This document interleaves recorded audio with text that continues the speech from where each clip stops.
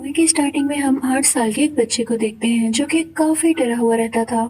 उसे कोई चीज परेशान करती थी और वो हमेशा सहमा हुआ रहता था। वो 8 साल का था। उसके पेरेंट्स भी इस बात को लेके काफी परेशान थे। तो वो एक दिन अपने घर में कुछ एक्सोर्सिस्ट को बुलाते हैं जिनमें एक कपल होता है और चर्च के फादर। उस छोटे बच्चे का नाम डेविड होता है। उसकी एक बहन भी होती है और इस वक्त इनके घर उसकी बहन का दोस्त भी था। उसकी डेविड के साथ काफी अच्छी फ्रेंडशिप थी, तो वो डेविड को सुलाने ले जाता है। अब डेविड की बहन का दोस्त उसे लिटा कर वहाँ से चला जाता है, लेकिन डेविड को फील होता है कि जैसे कोई उसका रूम खोलने की कोशिश कर रहा है। तो डेविड जाकर वॉशरूम में छुप जाता है, लेकिन वहाँ पर उसको लगता है कि कोई उसे देख रहा है। उसे वहाँ पर कई ज्यादा हाथ भी नजर आते हैं और बाथ टब में खून आने लगता है। वो काफी ज्यादा डर जाता है और चिल्लाने लगता है। उसकी आवाज सुन के सारे फैमिली मेंबर्स ऊपर आ जाते हैं, लेकिन यहाँ डेविड जो कि 8 साल का बच्चा था काफी ज्यादा गुस्से में आ चुका था और आउट ऑफ कंट्रोल हो चुका था। वो अपने ही डैड की टांग पर स्टैब कर देता है। अब मेल एक्सोर्सिस्ट उसे उठाकर नीचे लेकर आ रहा होता है, लेकिन अपने नाखूनों से वो दीवार पर स्क्रैच करता जा रहा था। यानी ऐसे लग रहा था जैसे उसे किसी ने पोजेस कर लिया हो। उसे लाकर नीचे डाइनिंग टेबल पर लिटा दिया जाता है और फादर उसके ऊपर कुछ स्पेल्स पढ़ने लगते हैं। वो लोग उसे कंट्रोल में लाने की कोशिश कर रहे थे, लेकिन इसी दौरान डेविड के मुंह से झाग आने लगती है और वो काफी ज्यादा स्ट्रॉन्ग होकर अपने आप को छुड़ा लेता है। इसी के साथ वहाँ पे बहुत बुरा तूफान आने लगता है। घर की चीजें टूटने लगती है और फादर भी गिर जाते हैं। दोनों एक्सोर्सिस्ट ने उसे काफी मजबूती से पकड़ा हुआ था, लेकिन वो खुद को छुड़ाने की कोशिश में था। वो खुद की बॉडी को काफी अजीब तरीके से फोल्ड करने लगता है, जो कि देखने में बहुत खौफनाक है। उसको ऐसी हालत में देख के उसकी बहन का दोस्त उसके पास जाता है और उसे पकड़ के कहता है कि तुम जो कोई भी हो, इस मासूम बच्चे की बॉडी को छोड़कर मेरे अंदर आ जाओ। यानी वो वाकई डेविड से बहुत प्यार करता था। और उसके कहते साथ ही डेविड की आंखें नॉर्मल होने लगती हैं और जो भी डीमन उसके अंदर था या कोई स्पिरिट, वो डेविड की बहन के दोस्त के अंदर आ जाती है और अब उसकी हालत खराब होने लगती है। दूसरी तरफ जब डेविड पोसेस था तो उसने मेल एक्सोर्सिस्ट पर भी बहुत बुरा हमला किया था और अब उसकी तबीयत भी काफी बिगड़ चुकी थी और उसे हॉस्पिटल ले जाया गया था। डॉक्टर्स उसकी वाइफ को बताते हैं कि इसे बहुत बुरा हार्ट अटैक हुआ है। इसी चीज ने उसे पूरी तरह से डरा दिया है। वो सब उसके लिए प्रे करने लगते हैं। दूसरी तरफ हम डेविड की बहन के दोस्त को देखते हैं जो कि अब बिल्कुल नॉर्मल हो चुका था और अपनी दोस्त के साथ काम करवा रहा था, लेकिन जैसे ही वो घर के अंदर आता है तो देखता है कि किसी दीवार में एक होल हुआ है। वो उसके अंदर देखता है तो उसे कोई घोस्ट नजर आता है जो उस पर अटैक करने की कोशिश कर रहा होता है, लेकिन वो खुद को बचा लेता है। लेकिन असल में ये उससे बचा हुआ नहीं था, क्योंकि वाकई वो सोल डेविड की बॉडी छोड़कर इसके अंदर आ चुकी थी और अब वो जल्द ही इसकी बॉडी को बिगाड़ने वाली थी, पूरी तरह से अपने कंट्रोल में करने वाली थी। वो फौरन वहाँ से बाहर निकल आता है और अब वो दरख्त पर बैठकर चेन सॉ की मदद से दरख्त को काट रहा होता है, लेकिन चेन सॉ स्टार्ट ही नहीं हो रही होती। तभी उसे अपने साथ खिड़की पर कोई घोस्ट दिखाई देता है जो कि उसे ही देख रहा था और तभी चेनसो स्टार्ट हो जाती है। उससे उसकी बॉडी भी गिर सकती थी, लेकिन इससे पहले ही वो चेनसो नीचे गिर जाती है और उसकी जान बच जाती है। वो काफी डर जाता है और अपनी गाड़ी लेकर वहाँ से जाने लगता है, लेकिन उसे रोक लिया जाता है। उधर हॉस्पिटल में भी जब मेल एक्सोर्सिस्ट को होश आती है तो वो भी यही कहता है कि डेविड की बॉडी को वो सोल छोड़कर अब उस लड़के की बॉडी में आ चुकी है जो कि डेविड की बहन का दोस्त है। वो अपनी वाइफ से कहता है कि फौरन उनको कॉल करो और उन्हें बताओ कि सोल बहुत खतरनाक है और उससे बच कर रहे। उसकी वाइफ जब डेविड की बहन को कॉल कर रही होती है तो वो कॉल नहीं उठा पाती, क्योंकि वो बहुत लाउड म्यूजिक लगा के डांस कर रही होती है ताकि उसका दोस्त अच्छा फील करे। इसी दौरान डेविड की बहन के दोस्त की तबीयत काफी खराब होने लगती है, क्योंकि वो अपने कंट्रोल में नहीं था। उसे समझ ही नहीं आ रहा था कि वो यहाँ खड़ा कैसे है। वो काफी वीक फील करने लगता है। जब फीमेल एक्सोर्सिस्ट की कॉल कोई नहीं उठाता तो वो परेशान हो जाती है। वो फौरन से पुलिस को कॉल करती है और उनसे कहती है कि आप फौरन से डेविड के घर चले जाएं। अब डेविड की बहन जिस दूसरे आदमी के साथ डांस कर रही होती है वो एक घोस्ट में बदल जाता है। उसकी शक्ल काफी अजीब हो जाती है और वो उसको डराने लगता है। वो काफी चिल्लाती है क्योंकि वो काफी डर चुकी थी और अपने दोस्त को लेके वहाँ से चली जाती है। दूसरी तरफ से पुलिस भी आ रही होती है। अब डेविड की बहन का दोस्त निकलते निकलते अपनी नाइफ से उस पर अटैक कर देता है और उसे मार डालता है। उसके कपड़ों पर काफी खून लगा हुआ था और जब वो बाहर निकलता है तो पुलिस मैन उसे देख लेता है। उस लड़की की आंखें काफी चेंज थी क्योंकि उसमें सोल जो थी।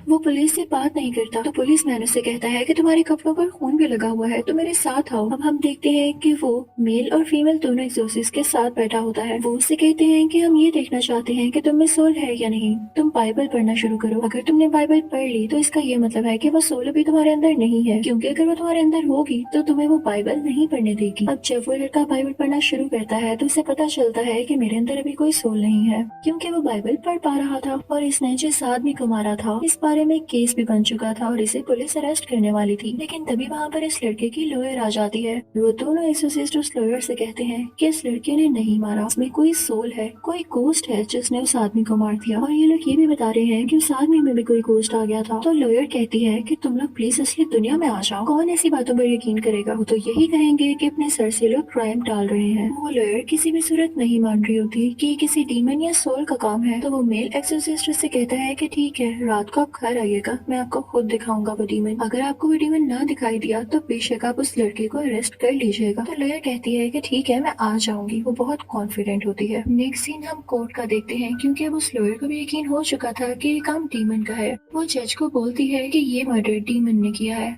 लेकिन जज उसकी किसी बात पर यकीन नहीं करता और कहता है कि ये फजूल बहाना है और उसे सजाए कैद होगी, यानी लाइफ टाइम के लिए वो जेल में रहेगा। लेकिन वो एक्सोसिस्ट कपल कहता है कि हम उस लड़के को इनोसेंट ठहरा के रहेंगे, क्योंकि वो भी जानते थे कि वो मर्डर नहीं कर सकता, इसके पीछे जरूर कोई सोल है। अब इस केस पर इन्वेस्टिगेशन खुद करने लगते हैं। वो दोनों उस दिन की रिकॉर्डिंग सुनने लगते हैं जब ये केस हुआ और ये सब एक साथ डांस कर रहे थे। उसके बाद ये दोनों उस जगह जाते हैं जहाँ पर डेविड पहली बार डरा था और उसे कोई गोस्ट नजर आया।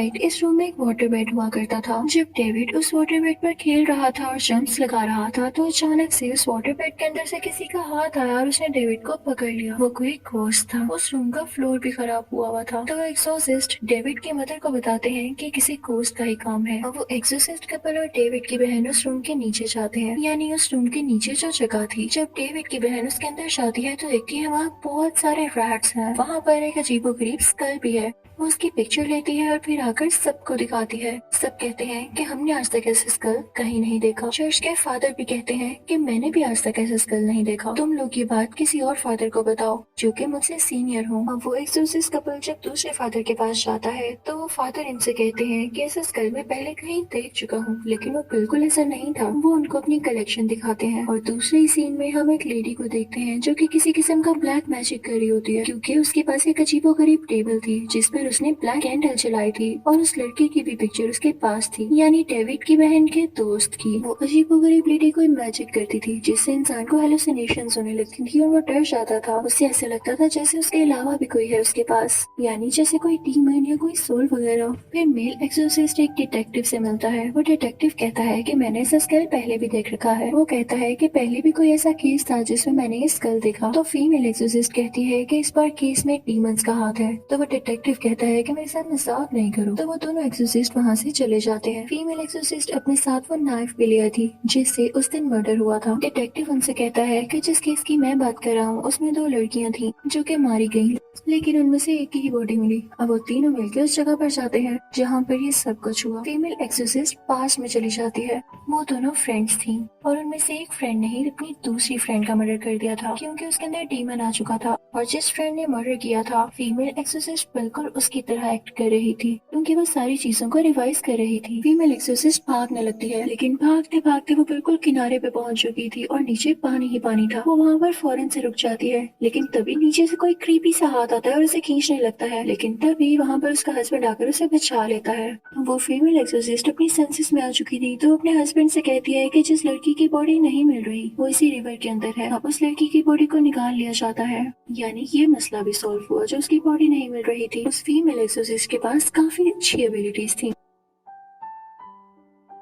अब ये दोनों हॉस्पिटल आते हैं। उस लड़की की डेड बॉडी भी वहीं पर थी। तो फीमेल एक्सोसिस्ट उसके पास जाती है और उसका हाथ पकड़ती है, ये पता लगाने के लिए कि ये सब कैसे हुआ। और तभी उसे अपने सामने एक केव दिखाई देती है जो कि काफी डार्क थी। वो उसके अंदर जाने लगती है, उसे सारा काले जादू का सेटअप नजर आता है और वहाँ पर कोई औरत थी जो कि काला जादू कर रही थी। डेविड की बहन के दोस्त परी फीमेल एक्सोसिस्ट उसका फेस भी देख लेती है। वो काफी अजीब थी। वो उससे कहती है कि तुम ये क्या कर रही हो, लेकिन इससे पहले कि वो औरत कोई जवाब देती, रियल वर्ल्ड में कोई डेड बॉडी उस औरत पर यानी फीमेल एक्सोसिस्ट पर अटैक करने आ रही होती है। तो उसका हस्बैंड उसे कहता है कि छोड़ दो उसका हाथ, अपनी इमेजिनेशन बंद कर दो। और फीमेल एक्सोसिस्ट को ऐसा करना पड़ता है। फिर उस मेल एक्सोसिस्ट को एक बुक मिलती है जो कि उनके जूनियर ने उन्हें दी थी। उसके अंदर लिखा हुआ था कि कैसे ब्लैक मैजिक ये सब कर रहे हैं और उन विचेस या उन औरतों को कैसे मारा जा सकता है जो कि ब्लैक मैजिक करते हैं। वो एक्सोसिस्ट उनको पढ़ने लगता है। तभी उसे एक विजन आता है कि कोई घोस्ट और वही डेड बॉडी उस पर अटैक करने वाले हैं। उसके हाथ में नाइफ होती है और वो वापस से उन पर अटैक करने करने लगता है कि तभी उसका हाथ उसका जूनियर पकड़ लेता है और कहता है कि आप अपनी वाइफ को मारने जा रहे थे।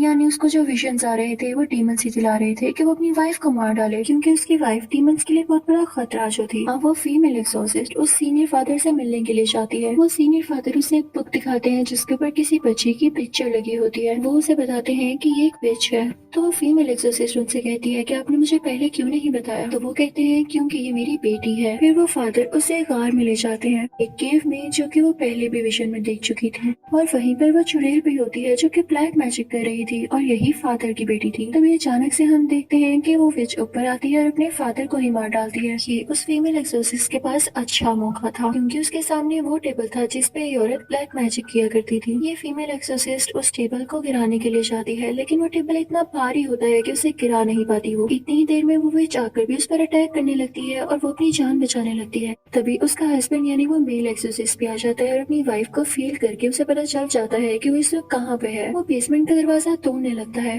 अब नीचे वो फीमेल एक्सोसिस्ट काफी मुश्किल में होती है क्योंकि वो वहाँ से भाग रही होती है, लेकिन उसे रास्ता नहीं मिल रहा होता। इतनी ही देर में उसे अपने सामने मिरर नजर आता है। वो हर तरफ खुद को देख पा रही थी और तभी वो बुरी औरत यानी विच आकर उस पर चाकू से अटैक करने लगती है। फीमेल एक्सोसिस्ट उसे पत्थर मारती है और वहाँ से भाग जाती है। अब वो विच उस मेल एक्सोसिस्ट के पास जाती है उसके वाइफ के रूप में और उसे अपने कंट्रोल में कर लेती है। दूसरी तरफ हम ये देखते हैं कि डेविड की बहन का दोस्त काफी बीमार था क्योंकि उसे जेल में बांधा गया था। एक बात तो ये थी कि उस पर एक मर्डर का इल्जाम था और दूसरा ये कि उसमें कोई सोल बार बार आ रही थी। उसकी बॉडी यहाँ काफी अजीब तरह मूव करने लगती है और उसकी तबीयत बिगड़ने लगती है। दूसरी तरफ विच उस मेल एक्सोसिस्ट को ऑर्डर देती है कि हैमर से अपनी बीवी को मारने जाओ। मेल एक्सोसिस्ट पूरी तरह से विच के कंट्रोल में था तो वो हैमर लेके अपनी बीवी को मारने जा रहा होता है, लेकिन तभी उन्हें पुराना वक्त याद आ जाता है जब वो अपनी बीवी से पहली बार मिले और उन्हें सब याद आ जाता है कि वो अपनी बीवी और अपनी फैमिली से कितना प्यार करते हैं। वो नॉर्मल होने लगते हैं और हैमर लेके सीधा उस टेबल की तरफ बढ़ते हैं जो कि विच की थी और जिस पर विच ब्लैक मैजिक किया करती थी। वो उस टेबल को